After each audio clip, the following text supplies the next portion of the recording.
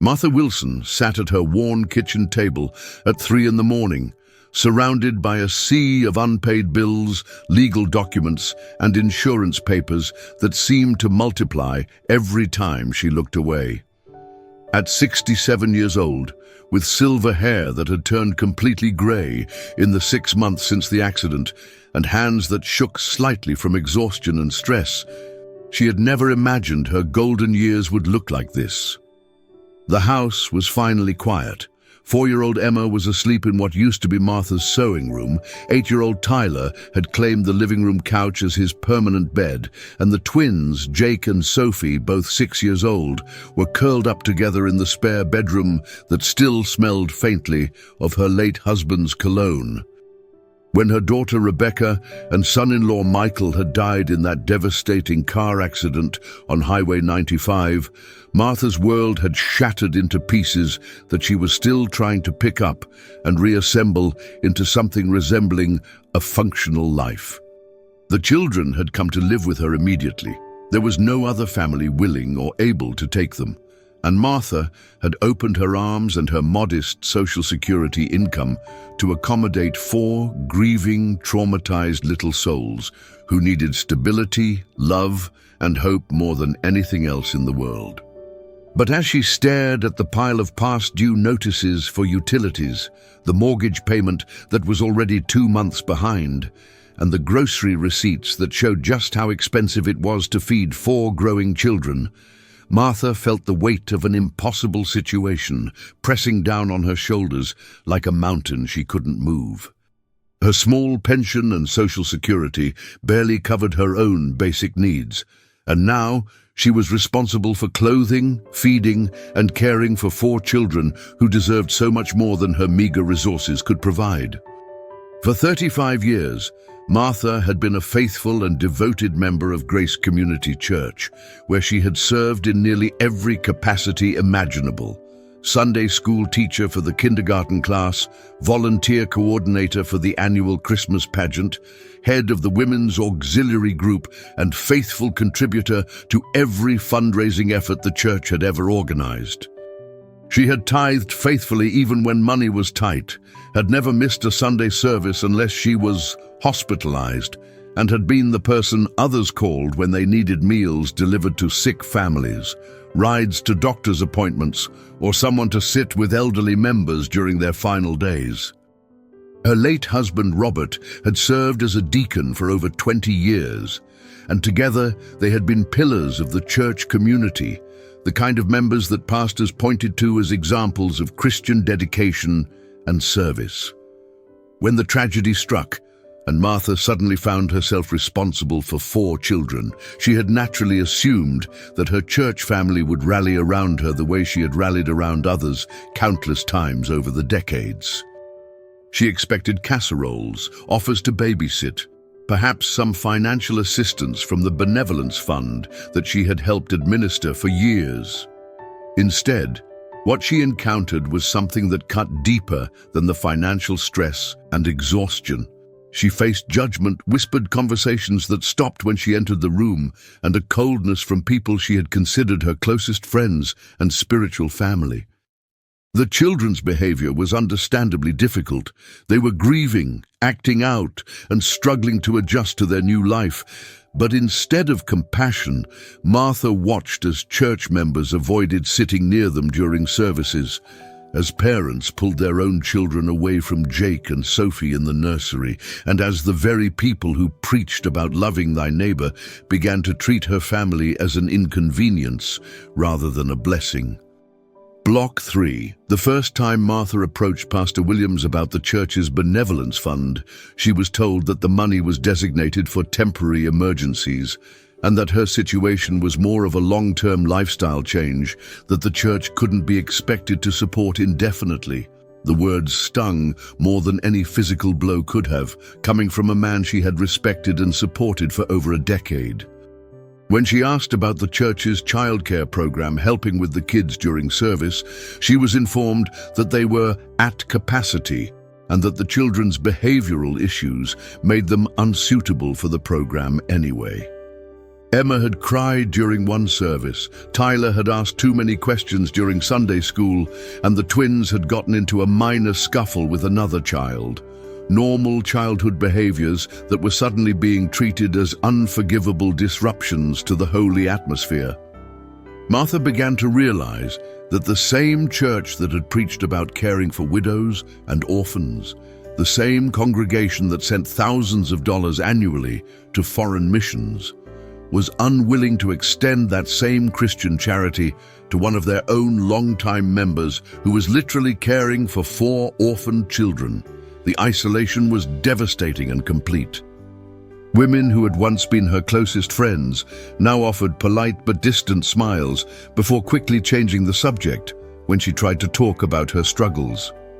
The men who had worked alongside Robert in church leadership seemed to look right through her, as if her presence reminded them of their own mortality and the fragility of the comfortable lives they had built. Even the young families with children, people Martha thought would understand the challenges of child-rearing, seemed to view her situation as somehow contagious, as if associating with her might bring similar tragedy into their own lives. The message was clear. Martha and her grandchildren were on their own, abandoned by the very community that claimed to follow the teachings of a Savior who had commanded his followers to care for the least of these.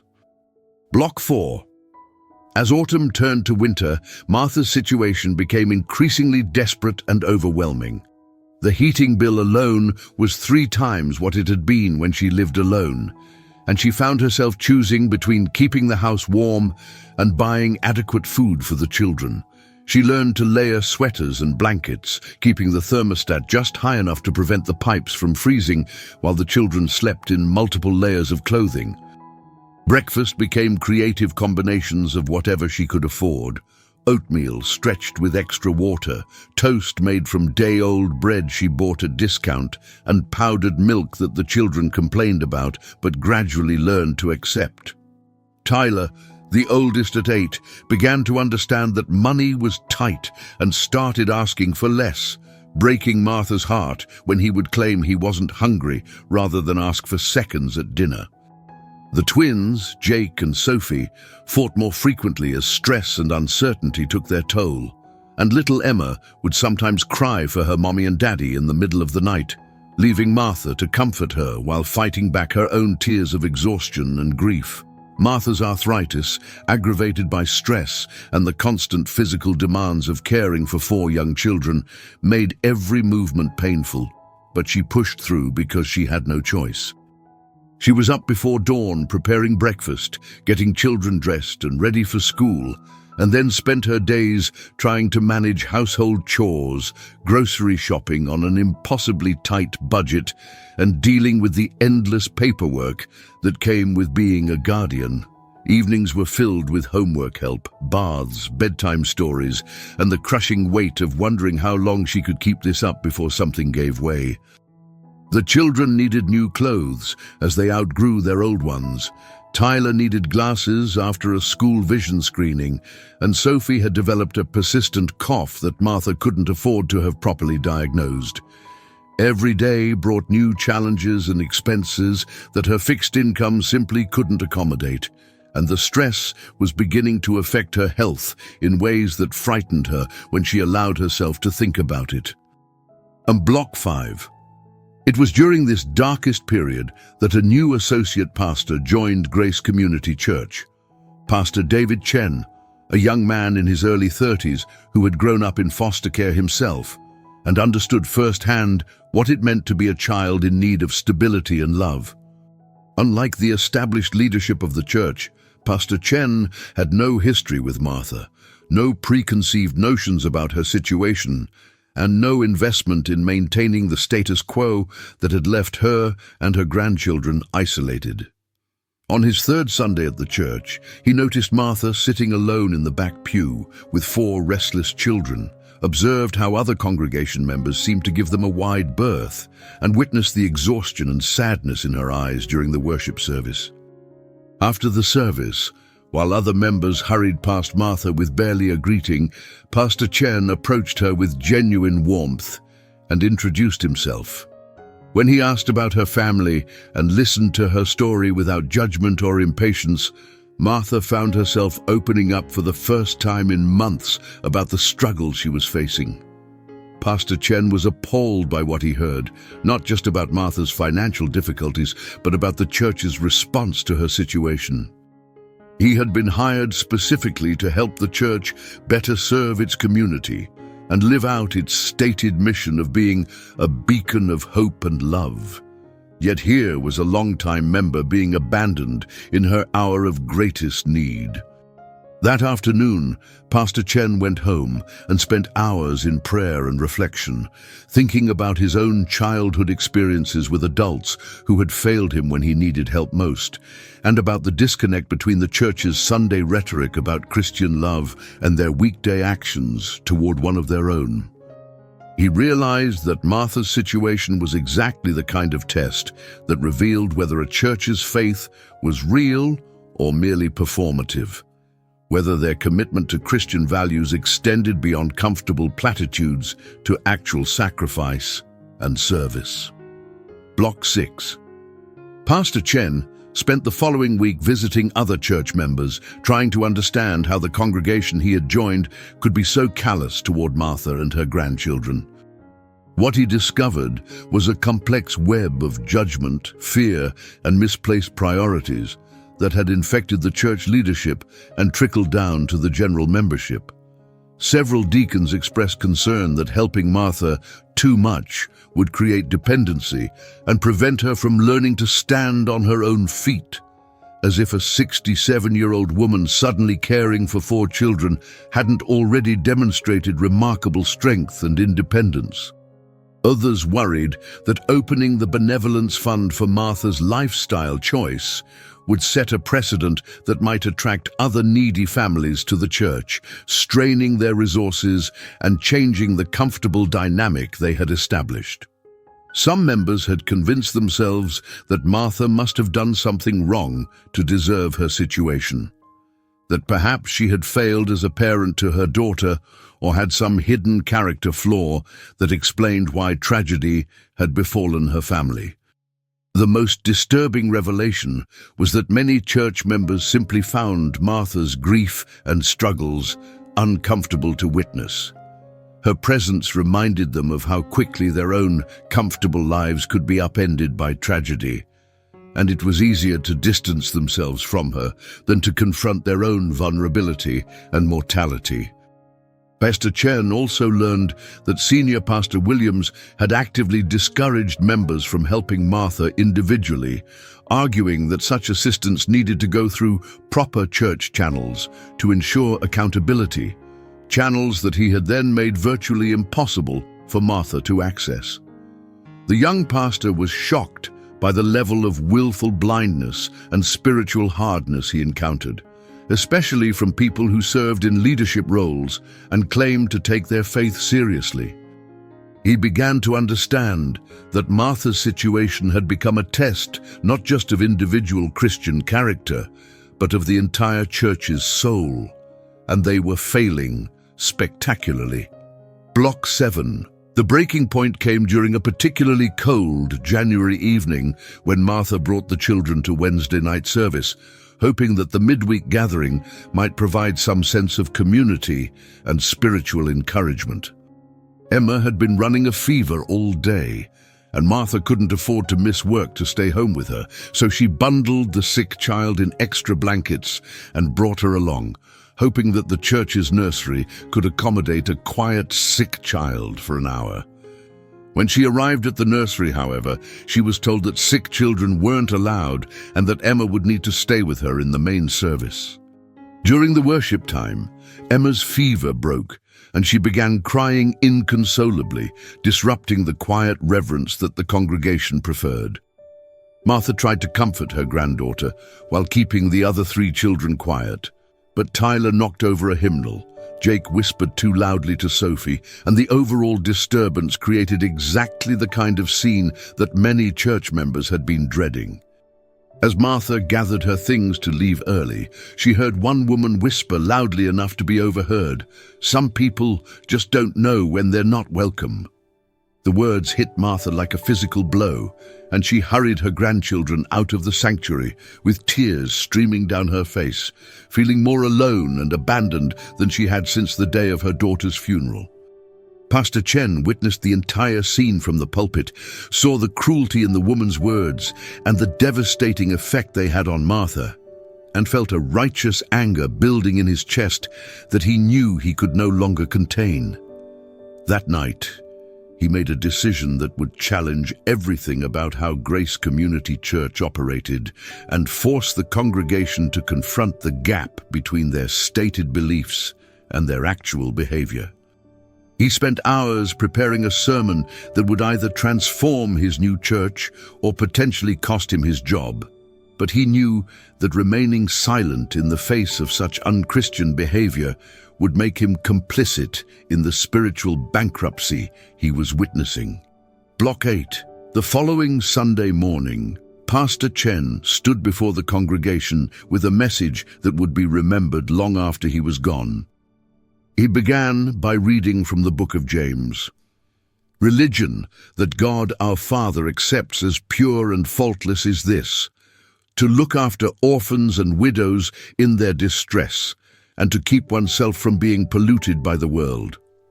He let those words hang in the air before continuing with a gentle but firm voice that carried the authority of moral conviction.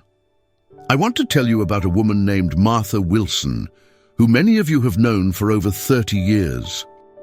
6 months ago, she lost her daughter and son-in-law in a tragic accident and immediately opened her home and heart to 4 grieving children who had nowhere else to go. Instead of being celebrated as a hero, living out the very essence of Christian love, she has been treated by this congregation as an inconvenience, a burden, and an embarrassment. The sanctuary fell completely silent as Pastor Chen continued, his words measured but passionate. I have watched this church spend thousands of dollars on new carpet for the fellowship hall, on upgraded sound equipment, and on mission trips to far-off countries, while ignoring the widow and orphans sitting in our back pew every Sunday. I have heard deacons justify their inaction with bureaucratic excuses, while a woman who has served this church faithfully for decades struggles to heat her home and feed her grandchildren. Pastor Chen's voice grew stronger as he spoke, fueled by the righteous anger that had been building for weeks. Jesus said that whatever we do for the least of these, we do for him. But what have we done for Martha and her grandchildren? We have turned our backs, closed our wallets, and hardened our hearts. We have failed the most basic test of Christian faith, caring for those in need within our own community. The discomfort in the room was palpable as congregation members shifted in their seats, some looking ashamed, others defensive, but all forced to confront the truth of their collective failure. Block 9.